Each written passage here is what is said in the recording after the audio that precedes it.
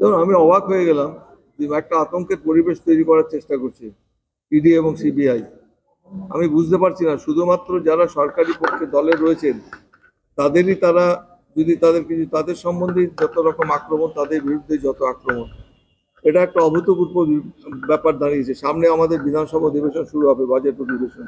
একজন পরিষদীয় মন্ত্রী যার অত্যন্ত গুরুত্বপূর্ণ কাজ রয়েছে, তিনি পরিষদীয় দলে রয়েছেন, দায়িত্বে রয়েছেন তাপস রায়, এবং সেই সঙ্গে একজন মাননীয় মন্ত্রী, তারও উপস্থিতি অত্যন্ত প্রয়োজনীয়।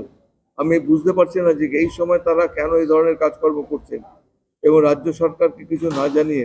এবং আমার তো মনে হয় যে এটা অনেকেই অনেক রকম ভাবে কথা বলছেন, তদন্ত হবে। আমি জানি না তদন্ত কেন ওরা করছেন, কি পরিপ্রেক্ষিতে করছেন। তো এত বেশি আতঙ্কিত যে এদের সমালোচনা করলেই তাদের বাড়িতে ইডি সিবিআই চলে যাচ্ছে। তো এই কাজটা ওরা ঠিকঠাক করছেন না এবং তার জবাব নিশ্চয়ই আগামী নির্বাচনে প্রতিফলিত হবে।